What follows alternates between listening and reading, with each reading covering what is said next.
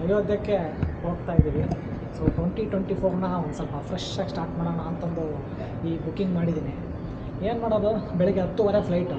ಆದರೆ ಈ Spice jet ಅವರು ಡಿಲೇ ಮಾಡಿ ಈಗ 1 ಗಂಟೆಗೆ ಹೊರಡ್ತಿದೆ ಫ್ಲೈಟು. ಇನ್ನು 2 ಅವರ್ಸ್ ಟೈಮ್ ಇದೆ. 10:50ಕ್ಕೆ ಅಂತ ಅಂದ್ಕೊಂಡು ಒಂದು ಸ್ವಲ್ಪ ಬೇಗ ಬಿಟ್ಟು, ಬಟ್ ಇನ್ನೂ ಆದ್ರೂ ಏನೂ ಅಪ್ಡೇಟ್ ಇಲ್ಲ ಫ್ಲೈಟು. ಬೋರ್ಡಿಂಗ್ ಪಾಸ್ ಸ್ಕ್ಯಾನ್ ಮಾಡಿದ್ರೆ ನಾಟ್ ಎಲಿಜಿಬಲ್ ಅಂತ ಬರ್ತಿದೆ. ಅವರೇ ಕೇಳ್ಬಿಟ್ಟು ಅಯೋಧ್ಯೆಗೆ ಅಂತ ಕೇಳಿ ಬಿಡ್ತಾ ಇದ್ದಾರೆ. ಸೊ ಬೆಂಗಳೂರಿಂದ ಡೈರೆಕ್ಟ್ ಫ್ಲೈಟ್ ಅಯೋಧ್ಯೆಗಿರೋದು ಸ್ಪೈಸ್ ಜೆಟ್ ಅವ್ರದ್ದು ಒಂದೇ. ಅದಕ್ಕೋಸ್ಕರ ಹಿಂಗೆ ಏನೋ ಅಂತ ಗೊತ್ತಿಲ್ಲ. ಇನ್ನು ಹೊಸದಾಗೆಲ್ಲ ಏರ್ಪೋರ್ಟೆಲ್ಲ ಆಗಿರೋದ್ರಿಂದ ಲ್ಯಾಂಡಿಂಗ್ ಇಶ್ಯೂ ಅಂತೆಲ್ಲ ಹೇಳ್ತಾ ಇದ್ದಾರೆ. ನೋಡೋಣ, 1 ಗಂಟೆಗೆ ಫ್ಲೈಟ್ ಹೊರಟ್ರೆ ಚೆನ್ನಾಗಿರುತ್ತೆ. ಇವತ್ತು ಒಂದು ದರ್ಶನ, ನಾಳೆ ಒಂದು ದರ್ಶನ ಮಾಡ್ಕೋಬೇಕಂತ ಅಂದ್ಕೊಂಡಿದ್ದೀವಿ, 2 ದರ್ಶನ. ಬಟ್ ಈ ರೀತಿ ಡಿಲೇ ಆಯಿತು ಅಂತಂದರೆ ಇವತ್ತು ದರ್ಶನ ಆಗೋದೇ ಕಷ್ಟ. Let's see. 1 ಗಂಟೆಗೆ ಹೋಗಬೇಕಾಗಿದ್ದ ಫ್ಲೈಟು ಮತ್ತೆ ಡಿಲೇ ಆಗಿಬಿಟ್ಟು 1:40 ಅಂತ ತೋರಿಸ್ತು. ನಮಗಂತೂ ಸಖತ್ ಡೌಟ್ ಆಗಿತ್ತು, ಏನು ಹೋಗ್ತೀವಾ ಹೋಗಲ್ವಾ, ಏನು ಕತೆ ಇದು ಅಂತಂದು. ಆ್ಯಕ್ಚುಲಿ ಎಸ್ಟಿಮೇಟೆಡ್ ಪ್ರಕಾರ 1 ಗಂಟೆಗೆ ಆಲ್ರೆಡಿ ನಾವು ಅಯೋಧ್ಯದಲ್ಲಿ ಇರಬೇಕಾಗಿತ್ತು. ಬಟ್ 1:40 ಆದರೂ ಇನ್ನೂ ಟರ್ಮಿನಲ್ 1ಅಲ್ಲೇ ಅಡ್ಡಾಡ್ತಾ ಇದ್ವಿ. ಅದೇ ವೇಟ್ ಮಾಡಬೇಕು, ಏನು ಮಾಡೋಕ್ಕಾಗಲ್ಲ. ಈ ಥರದ ಪ್ಲೇಸಿಗೆ ಹೋಗಬೇಕು ಅಂತಂದರೆ ಅಷ್ಟೇ ಅಂದ್ಕೊಂಡು ವೇಟ್ ಮಾಡಿದ್ವಿ. ಬಟ್ ಅದೇ ಹೋಗೋಕ್ಕಿಂತ ಮುಂಚೆ ಎಲ್ಲರೂ ಅದೇ ಹೇಳ್ತಿದ್ರು, ಏನಕ್ಕೆ ಈಗ ಹೋಗ್ತಾ ಇದ್ದೀರಾ, ಏನಕ್ಕೆ ಈಗ ಬುಕ್ ಮಾಡ್ತಾಯಿದ್ದೀರಾ, ದಿನಕ್ಕೆ 5 ಲಕ್ಷ ಜನ ಬರ್ತಾಯಿದ್ದಾರೆ, ನಿಮ್ಮದು ದರ್ಶನ ಆಗಲ್ಲ, 3 ದಿನ ಕಾಯ್ಬೇಕಂತೆ, ಹೆಂಗಂತೆ ಅಂತ ಕೇಳ್ತಾಯಿದ್ರು. ಸೊ ಅದೇ ಯಾರಿಗೂ ಏನು ಪಕ್ಕ ಇಲ್ಲ, ಒಬ್ಬರು ಒಂದೊಂದು ಮಾತು ಹೇಳ್ತಿದ್ರು ಅಷ್ಟೇ. ಬಟ್ ಅವ್ರಿಗೆಲ್ಲ ಏನು ತಲೆ ಕೆಡ್ಸ್ಕೊಳಕ್ಕೆ ಹೋಗಲಿಲ್ಲ. ನುಗ್ಗೋಣ ನೋಡೋಣ, ಏನು ದರ್ಶನ ಆಗಬೇಕಂತ ಇದ್ರೆ ಹಾಗೇ ಆಗುತ್ತೆ ಅಂದ್ಕೊಂಡು ತಲೆ ಕೆಡ್ಸ್ಕೊಂಡಿಲ್ಲ. 1 ವೀಕ್ ಮುಂಚೆ ಬುಕ್ ಮಾಡಿದ್ದು. ಫ್ಲೈಟ್ ರೇಟ್ಸ್ ಏನು ಅಷ್ಟೊಂದು ಏರುಪೇರು ಇರಲಿಲ್ಲ, 6,000 ಒನ್ ವೇ ಇತ್ತು. ಹಾಗಾಗಿ ಬುಕ್ ಮಾಡಿದೆ. ಅದಾದಮೇಲೆ ನೆಕ್ಸ್ಟು ಅದೇ ಕಾದು ಸಾಕಾಗ್ಬಿಟ್ಟು DLR ಲಾಂಜಿಗೆ ಬಂದೆ. ಇಲ್ಲಿ ನಾನು ಅದೇ ಅಂದ್ಕೊಂಡಿದ್ದೆ, ಎಲ್ಲ ಎಕ್ಸಾಸ್ಟ್ ಆಗಿದೆ ನಂದು ಆಲ್ರೆಡಿ ಆ್ಯಕ್ಸಸ್ ಅಂತ. ಬಟ್ ಈಗ ಎಲ್ಲೇ ಏರ್ಪೋರ್ಟಾಗಿ ಹೋದರೂ ನೀವು ಲಾಂಜ್ ಆಕ್ಸೆಸ್ ಆಲ್ಮೋಸ್ಟ್ ಎಲ್ಲ ಕಾರ್ಡ್ಗಳಿಗೂ ಕೊಟ್ಬಿಟ್ಟಿದ್ದಾರೆ. ಸಖತ್ ಕ್ಯೂ ಇರುತ್ತೆ. ಸಿಟಿ ಬ್ಯಾಂಕಲ್ಲಿ ಯೂಶ್ವಲಿ ಇರಲಿಲ್ಲ, ನಾನು ಇಷ್ಟು ದಿನ ಹೋಗಿದ್ದು. ಈ ಸತಿ ಫಸ್ಟ್ ಸ್ವೈಪ್ ಮಾಡಿದಾಗ 5,000 ಅಂತ ಅಂದರು. ಸ್ವಲ್ಪ ಶಾಕಿಂಗ್ ಇತ್ತು. ಈವನ್ ನಾನು ಬೇರೆ ಕಡೆ ಟ್ರಾವೆಲ್ ಮಾಡಿದಾಗೂ ಅದೇ ನೋಡ್ತಿರೋದು. ಸೊ ಈಗ ಆಲ್ಮೋಸ್ಟ್ ಎಲ್ಲ ಕಾರ್ಡ್ಗೂ ಎಲಿಜಿಬಲ್ ಇದೆ, ಅಂದರೆ ಎಲ್ಲ ಅಂತಂದರೆ ಮೋಸ್ಟ್. ಸೊ ಬೆಟರ್ ನೀವು ಒಂದು ಮಾತು ಲಾಂಜ್ ಹತ್ರ ಹೋಗ್ಬಿಟ್ಟು ನಿಮ್ಮ ಕಾರ್ಡ್ ಕೊಟ್ಟು ಚೆಕ್ ಮಾಡಿಸಿ. ಸೊ ಎಸ್, ಅಲ್ಟಿಮೇಟ್ಲಿ ನಮ್ಮ ಫ್ಲೈಟು ಬಂತು. ಅದೇನೋ ಕೋಲ್ಕತ್ತಾಯಿಂದ ಬರಬೇಕಾಗಿತ್ತಂತೆ, ಅಲ್ಟಿಮೇಟ್ಲಿ ಬಂತು. ಫ್ಲೈಟ್ ಎಕ್ಸ್ಪೀರಿಯನ್ಸ್ ಬಗ್ಗೆ ಹೇಳಲೇಬೇಕು. ಲ್ಯಾಂಡ್ ಆದಾಗ ಫ್ಲೈಟು ಮತ್ತು ಟೇಕ್ ಆಫ್ ಆದಾಗ ಎಲ್ಲರೂ ಜೈ ಶ್ರೀರಾಮ್ ಅಂತಿದ್ರು. ಇದೊಂಥರ ಎಲ್ಲರೂ ಬಸ್ ಬುಕ್ ಮಾಡ್ಕೊಂಡು ಅಥವಾ ಫ್ಲೈಟ್ ಬುಕ್ ಮಾಡ್ಕೊಂಡು ಅಯೋಧ್ಯೆಗೆ ಹೋಗ್ತಿದ್ವಿ ಅನ್ನೋ ಫೀಲಿಂಗ್ ಇತ್ತು.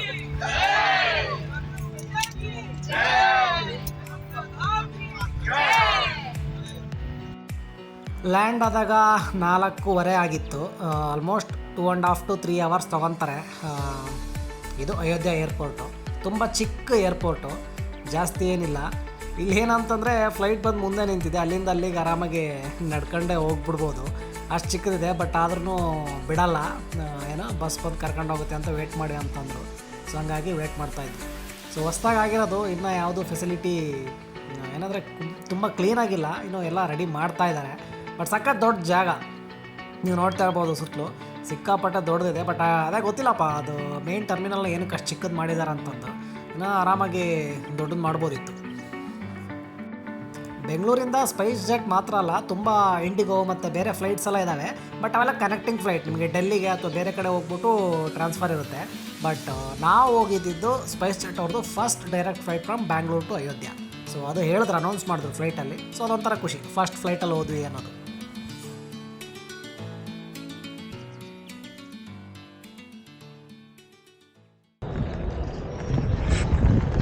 ಸೊ ಏರ್ಪೋರ್ಟ್ ದಾಟಿ ಆಚೆ ಬಂದಿದ್ದೀವಿ. ಇಲ್ಲಿನೂ ಓಲಾ ಊಬರು ಅಷ್ಟೆಲ್ಲ ಕನ್ವೀನಿಯೆಂಟ್ ಆಗಿಲ್ಲ, ತೋರಿಸ್ತಿದೆ. ಬಟ್ ಕ್ಯಾಬ್ಸ್ ತುಂಬ ಕಡಿಮೆ ಇದೆ. ಸೊ ಬುಕ್ ಮಾಡಿದ್ರೂ ಬರೋಕ್ಕೆ ಸಿಕ್ಕಾಪಟ್ಟೆ ಟೈಮ್ ತೊಗೊಳುತ್ತೆ. ನಮ್ಗೆ ಓಲಾದಲ್ಲಿ ಆಟೋ 169 ತೋರಿಸ್ತಾ ಇತ್ತು, ಕ್ಯಾಬಲ್ಲಿ 260 ತೋರಿಸ್ತಾ ಇತ್ತು. 5 ನಿಮಿಷ ವೇಟ್ ಮಾಡಿದ್ರೆ ಆಚೆ ಕಡೆ ಬಂದು ಟ್ಯಾಕ್ಸಿ ಅವರೇ ಕರೀತಾರೆ, ಬನ್ನಿ ಕರ್ಕೊಂಡು ಹೋಗ್ತೀವಿ ಅಂತದ್ದು. ಬಾಯಿಗೆ ಬಂದಂಗೆ ರೇಟ್ ಕೇಳ್ತಾರೆ. ಒಬ್ಬನು 1000 ಕೇಳ್ದ, ಅದಾದ್ಮೇಲೆ ಇನ್ನೊಬ್ಬನು 800 ಕೇಳ್ದ. ಕ್ಯಾರೆ ಅನ್ನಲಿಲ್ಲ, ಹಂಗೆ ಮುಂದೆ ಬಂದೆ.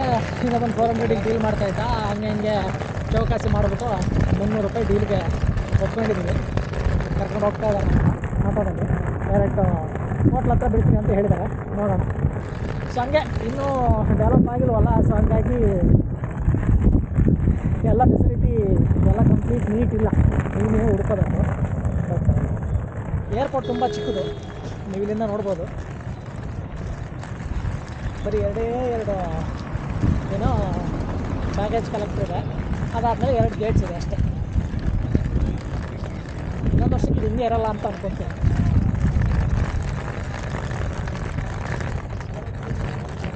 ಸುಮಾರು ದೂರ ಬಿಟ್ಟಿದ್ದಾರಪ್ಪ ಇವರು.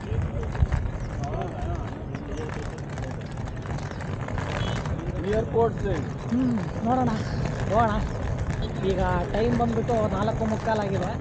ಇಂಟರ್ನೆಟ್ಟಲ್ಲಿ 7 ಗಂಟೆ ಕ್ಲೋಸ್ ಅಂತ ತೋರಿಸಿದೆ, ಬಟ್ ಬೇರೆಯವರು ಕೇಳಿದ್ರೆ ಇಲ್ಲ 10 o'clock ತನಕ ಎಕ್ಸ್ಟೆಂಡ್ ಮಾಡಿದ್ದಾರೆ ನೈಟು ಅಂತ ಹೇಳ್ತಾ ಇದ್ದಾರೆ. 2 ಗಂಟೆಯಲ್ಲಿ ದರ್ಶನ ಕೂಡ ಆಗುತ್ತೆ ಅಂತ ಹೇಳ್ತಾ ಇದ್ದಾರೆ. ಸೊ ಇವತ್ತಾದರೆ ಚೆನ್ನಾಗಿರುತ್ತೆ, ನೋಡೋಣ, ಇಲ್ಲ ಟ್ರೈ ಮಾಡೋಣ. ಈಗೇನಿಲ್ಲ, ರೂಮ್ಗೆ ಹೋಗ್ಬಿಟ್ಟು ಫ್ರೆಶಪ್ ಆಗ್ಬಿಟ್ಟು ಬ್ಯಾಗೆಲ್ಲ ಇಟ್ಬಿಟ್ಟು ಡೈರೆಕ್ಟಾಗಿ ಮಂದಿರಕ್ಕೆ ಹೋಗೋಣ ಅಂತ ಅಂದ್ಕೊಂಡಿದ್ದೀವಿ. Let's see. ಜೈ ಶ್ರೀರಾಮ್. ಏರ್ಪೋರ್ಟಿಂದ ಮತ್ತು ರೈಲ್ವೆ ಸ್ಟೇಷನಿಂದ ಬರೋ ಆಟೋಗಳು ಯಾವುದು ಪೂರ್ತಿ ನಿಮಗೆ ಮಂದಿರದ ಹತ್ರ ತನಕ ಕರ್ಕೊಂಡು ಹೋಗಲ್ಲ. ಅಲ್ಲಿಂದ 1 ಕಿಲೋಮೀಟ್ರಿಗೆ ಬ್ಲಾಕ್ ಮಾಡಿದ್ದಾರೆ. ಸೊ ಹಂಗಾಗಿ 300 ರೂಪಾಯಿ ಮಾತಾಡಿದ್ದು, ಟೋಟಲ್ 200 ರೂಪಾಯಿ ಕೊಟ್ವಿ ಅಷ್ಟೇ. ಅವ್ರು ಬಿಟ್ಟಿರೋ ಜಾಗದಿಂದ ನಮ್ಮ ಹೋಟ್ಲು 1.5 ಕಿಲೋಮೀಟ್ರ್ ತೋರಿಸ್ತಿತ್ತು, 700 ಮೀಟರ್ಸ್ಗೆ ಟೆಂಪಲ್ ತೋರಿಸ್ತಾ ಇತ್ತು. ಸೊ ಹೋಗ್ಬಿಟ್ಟು ರೂಮಲ್ಲಿ ಬ್ಯಾಗೆಲ್ಲ ಇಟ್ಟು ಬರೋದು ತುಂಬ ಲೇಟ್ ಆಗುತ್ತೆ ಅಂತಂದು ನಾವು ಪ್ಲ್ಯಾನ್ ಚೇಂಜ್ ಮಾಡಿದ್ವಿ. ಸೊ ಡೈರೆಕ್ಟ್ ಮಂದಿರಕ್ಕೆ ಹೋಗ್ಬಿಟ್ವಿ. ಅಲ್ಲಿ ಬ್ಯಾಗ್ ಇಡೋಕ್ಕೆ ಎಲ್ಲ ವ್ಯವಸ್ಥೆ ಇದೆ, ಎಲ್ಲ ಫ್ರೀ, ಯಾವುದಕ್ಕೂ ಚಾರ್ಜ್ ತಗೊಳಲ್ಲ. ಬ್ಯಾಗ್ ಇಟ್ವಿ, ದರ್ಶನಕ್ಕೆ ಹೋದ್ವಿ. ಅರ್ಧದಿಂದ 3/4 ಗಂಟೆ ಒಳಗಡೆ ನಮ್ಮದು ಫಸ್ಟ್ ದರ್ಶನ ಆಗೇ ಹೋಯಿತು. ಸೊ ಮೊಬೈಲ್ ಫೋನ್ಸ್ ಯಾವುದೂ ಅಲ್ಲ, ಎಲ್ಲ ಲಾಕರಲ್ಲಿ ಇಟ್ಬಿಟ್ಟೆ ಹೋಗಬೇಕು. ಸೊ ಹಂಗಾಗಿ ಫೋಟೋಸ್ ನಾಟ್ ಅಲೌಡ್. ದರ್ಶನ ತುಂಬ ಚೆನ್ನಾಗಾಯಿತು. ಹೊರಗಡೆ ಬಂದಮೇಲೆ ಸಿಕ್ಕಾಪಟ್ಟೆ ಹೊಟ್ಟೆ ಹಸಿತಾ ಇತ್ತು. ಇಲ್ಲಿ ಎಲ್ಲ ಗಲ್ಲಿಗಳಲ್ಲಿ ಸ್ಪ್ರೌಟ್ಸು ಆಮೇಲೆ ಕಡಲೆ, ಏನೋ ಮೊಳಕೆ ಹೊಡೆದಿರೋ ಕಡಲೆನ ಫುಲ್ಲಾಗಿ ಒಂದು ಸ್ವಲ್ಪ ಚಾಟ್ ಮಸಾಲ ಅದು ಇದು ಹಾಕ್ಬಿಟ್ಟು ಮಾಡಿಕೊಡ್ತಾರೆ. ಇದು ಸಖತ್ ಫೇಮಸ್ ಇಲ್ಲಿ. ಅದನ್ನ ತಿಂದ್ಬಿಟ್ಟು ಚಹಾ ಕುಡಿದ್ವಿ. ಅಲ್ಲಿಗೆ ಒಂಚೂರು ಸಮಾಧಾನ ಆಯಿತು.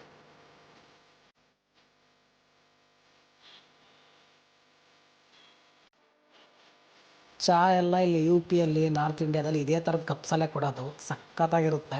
ಮಸಾಲ ಚಾಯ್ ಮಾಡ್ತಾರೆ, ಮಸ್ಟ್ ಟ್ರೈ.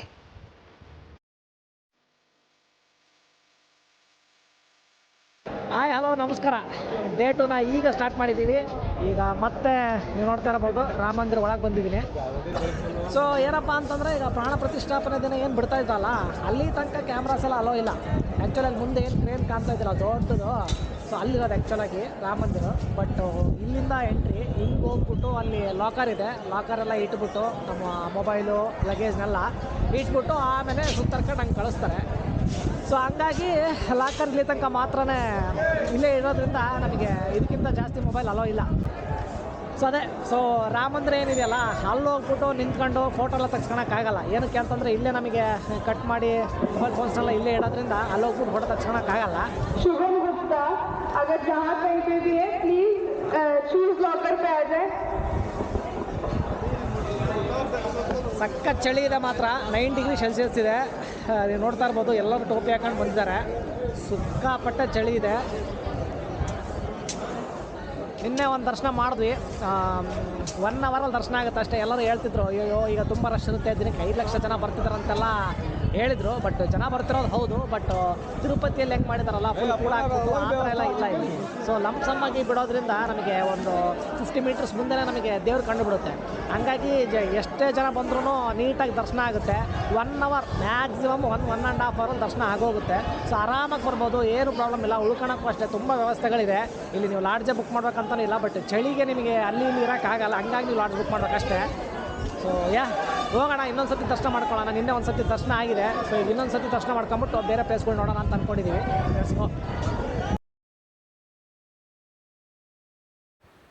ನೈಟ್ ಆ್ಯಕ್ಚುಲಿ ಬಂದಾಗ ನಾನು ಇದೇ ಟೆಂಪಲ್ ಅಂತ ಅಂದ್ಕೊಂಬಿಟ್ಟೆ, ಸ್ವಲ್ಪ ಅದೇ ಥರ ಇರೋದು ನೋಡಿ. ಬಟ್ ಆ್ಯಕ್ಚುಲಿ ಇದಲ್ಲ ಟೆಂಪಲ್ಲು, ಇದು ಬರೀ ಮೊಬೈಲ್ ಫೋನ್ಸು ಅದು ಇಡೋಕ್ಕೆ ಇನ್ನೂ ಕಟ್ತಾ ಇದ್ದಾರೆ. ಸೊ ಇಲ್ಲಿಂದ ಇನ್ನೊಂದು 500 ಮೀಟ್ರ್ ಮುಂದೆ ಇದೆ. ಸೊ ಇದು ರಾಮ ಮಂದಿರ ಎಂಟ್ರೆನ್ಸು. ಇಲ್ಲಿಗೆ ಬಸ್ ಫೆಸಿಲಿಟಿ ಇದೆ. ಸೊ ಇಲ್ಲಿ ಸ್ಟಾಪ್ ಕೊಡ್ತಾರೆ. ಇಲ್ಲಿಂದ ಒಂದು 500 ಮೀಟರ್ಸ್ ಒಳಗೆ ಹೋಗೋದು. ಇದೇ ಮೇನ್ ಗೇಟ್. ನೀವು ನೋಡ್ತಾ ಇರ್ಬೋದು, ಎಲ್ಲ ಹೋಗ್ತಾ ಇದ್ದಾರೆ ಇಲ್ಲಿ ದರ್ಶನಕ್ಕೆ. ಸೊ ಸೀದಾ ಸ್ಟ್ರೇಟಾಗಿ ಹೋಗ್ಬೇಕು. ಇಲ್ಲಿಂದ ಅಂತೂ ರಾಮ ಮಂದಿರ ಕಾಣಲ್ಲ, ಅಲ್ಲಿ ಲಗೇಜ್ ಇರ್ತೀವಲ್ಲ ಅಲ್ಲಿಂದನೂ ಏನೂ ಕಾಣಲ್ಲ. ಸೊ ಇದೇ ಮೇನ್ ರೋಡ್.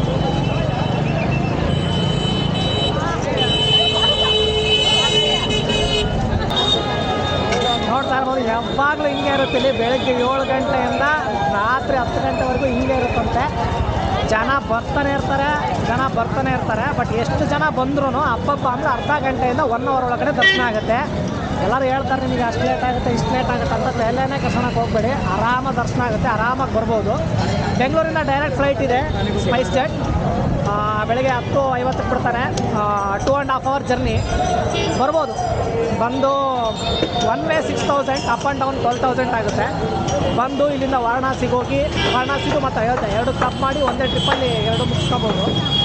ಜನ ಬರ್ತಾ ಇದ್ದಾರೆ, ಏನು ಲೇಟ್ ಆಗಲ್ಲ. ತಿರುಗಲಗಟ್ಟಲೆ ತಿರುಪತಿಯಲ್ಲಿ ಕ್ಯೂ ನಿಲ್ಲೋರಂತೂ ಸಾಧ್ಯನೇ ಇಲ್ಲ. ನೀವು ಯಾವಾಗೇ ಬಂದ್ರೂ ಆರಾಮ ದರ್ಶನ ಆಗುತ್ತೆ. ಬನ್ನಿ, ಶ್ರೀರಾಮನ ದರ್ಶನ ಮಾಡ್ಕೊಳ್ಳಿ, ಏನಾರಾಗಿ ಇಲ್ಲಿಂದ ಹೋಗಿ. 2 ಸತಿ ದರ್ಶನ ಆಯಿತು. ಒಂದು ಟೈಮು ಅರ್ಧ ಗಂಟೆ ತಗೊಂತು, ಇನ್ನೊಂದು ಸತಿ 3/4 ಗಂಟೆ ತಗೊಂತು ಅಷ್ಟೇ. ಎಲ್ಲೂ ಅವಸರ ಮಾಡಲ್ಲ. ದೇವ್ರ ಮುಂದೆ ನಿಂತ ಗಿಜಿ ಮಾಡಿ ಪೊಲೀಸರು ತಳ್ಳೋದು ಅವೆಲ್ಲ ಮಾಡೋದೇ ಇಲ್ಲ.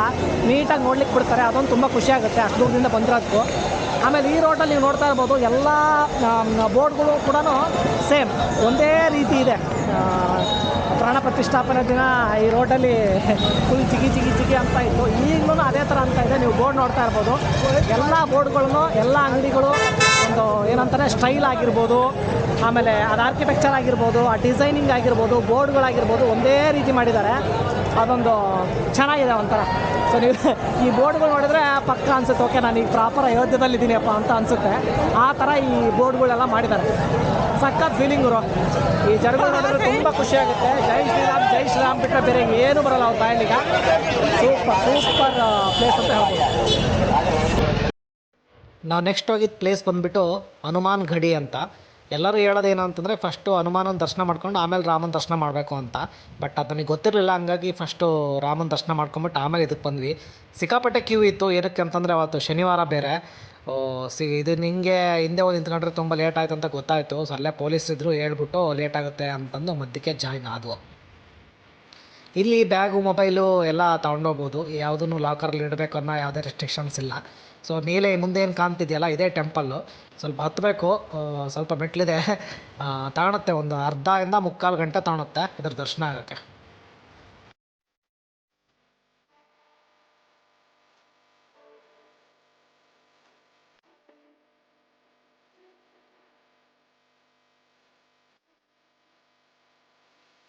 ಇದೇ ಒಳಗಡೆ ಇರೋ ದೇವರು. ಒಂಥರ ಅಲ್ಲಿ ಕಲ್ಲಲ್ಲೇ ಉದ್ಭವ ಆಗಿದೆ ಅನ್ನೋ ಥರ ಇದೆ. ಇಲ್ಲಿ ಟೆಂಪಲ್ಗೆ ಎಡೆ ಇಡ್ಸ್ಕೊಂಬರೋಕ್ಕೆ ಯಾರು ಹೂವು, ಕಾಯಿ, ಹಣ್ಣು ತಗೊಂಡೋಗಲ್ಲ. ಎಲ್ಲರೂ ಸ್ವೀಟ್ಸೇ ತಗೊಂಡೋಗೋದು. ಸ್ವೀಟ್ಸ್ನ ಕೊಡ್ತಾರೆ, ಅದನ್ನು ಅವ್ರು ಒಂದೆರಡು ತಗೊಂಡು ಎಡೆ ಹಿಡಿದು ವಾಪಸ್ ಕೊಡ್ತಾರೆ.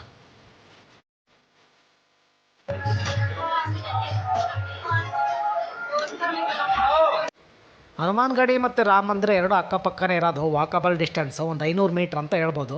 ಅದಾದಮೇಲೆ ಅದು ನೋಡಿಕೊಂಡು ನಾವು ಸೀದಾ ಲತಾ ಮಂಗೇಶ್ಕರ್ ಚೌಕಿಗೆ ಹೋದ್ವಿ.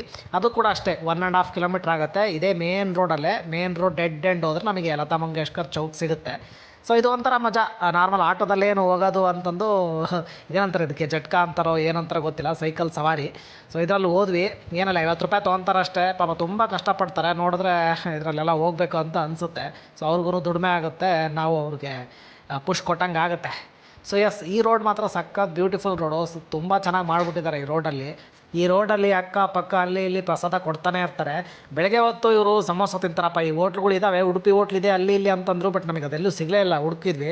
ಸೊ ಬಟ್ ಆದರೆ ಒಂದು ಕಡೆಗಲ್ಲೇ ರೋಡ್ ಸೈಡಲ್ಲಿ ಅವಲಕ್ಕಿ ಮಾಡ್ತಾಯಿದ್ರು. ಪೋಹ ಅಲ್ಲಿ ನಾರ್ತ್ ಇಂಡಿಯಾದಲ್ಲಿ ಸಖತ್ ಫೇಮಸ್ ಅಲ್ಲ, ಅದು ಸ್ವಲ್ಪ ಮಾಡ್ತಾಯಿದ್ರು. ಹೆಂಗೋ ಪೋಹ ಸಿಕ್ತು ಟಿಫನ್ನಿಗೆ.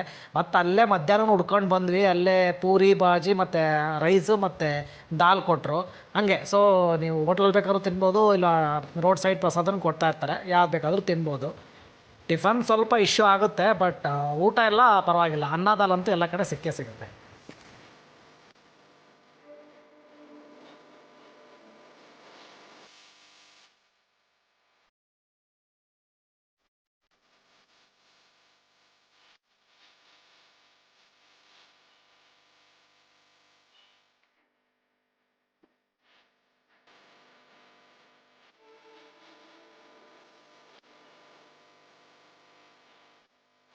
ಲತಾ ಮಂಗೇಶ್ಕರ್ ಚೌಕ್ ಪಕ್ಕದಲ್ಲೇ ನಮಗೆ ನಯಾ ಘಾಟ್ ಅಂತ ಇದೆ. ಸೊ ನಯಾ ಘಾಟ್ ಅಂದರೆ ಏನಿಲ್ಲ, ನದಿ ಹರಿಯುತ್ತೆ. ಮುಂಚೆ ಬರೀ ನದಿ ಇತ್ತು, ಈಗ ಘಾಟ್ ಥರ ಮಾಡಿಬಿಟ್ಟು ಸ್ವಲ್ಪ ಎಲ್ಲ ಚೆನ್ನಾಗಿ ಇಂಪ್ರೂವ್ ಮಾಡಿದ್ದಾರೆ. ಒಂದು ಬೋಟ್ ರೈಡ್ ಕೂಡ ಇದೆ, ತೆಪ್ಪದಲ್ಲಿ ಬೇಕಾದರೂ ಹೋಗ್ಬೋದು. ಆಮೇಲೆ ಸ್ನಾನ ಮಾಡೋರಿಗೆ ಚೇಂಜಿಂಗ್ ರೂಮ್ಸು ಎಲ್ಲ ಸೌಲಭ್ಯನೂ ಇದೆ. ಸೊ ಅಷ್ಟೇ, ಇಲ್ಲಿ ಬಂದು ಆರಾಮಾಗಿ ಒಂದು ಸ್ವಲ್ಪ ಹೊತ್ತು ಟೈಮ್ ಸ್ಪೆಂಡ್ ಮಾಡ್ಬೋದು.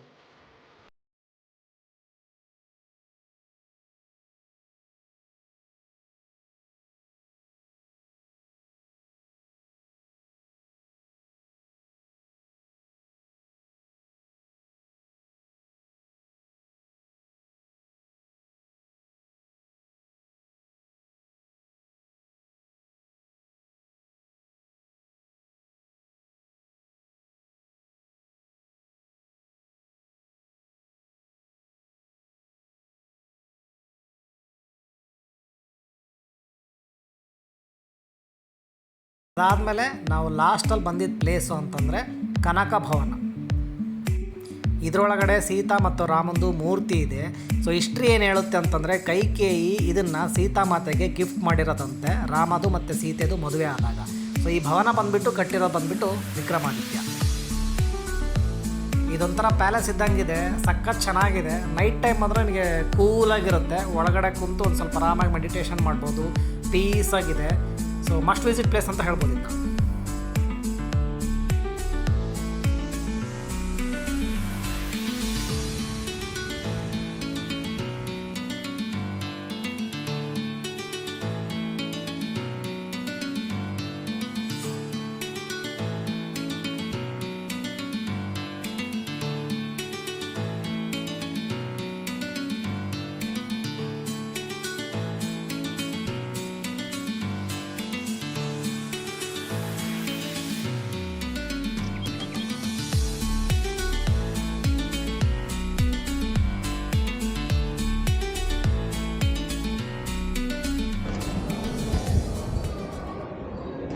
ಇಲ್ಲಿಗೆ ಅಯೋಧ್ಯ ಮುಗೀತು.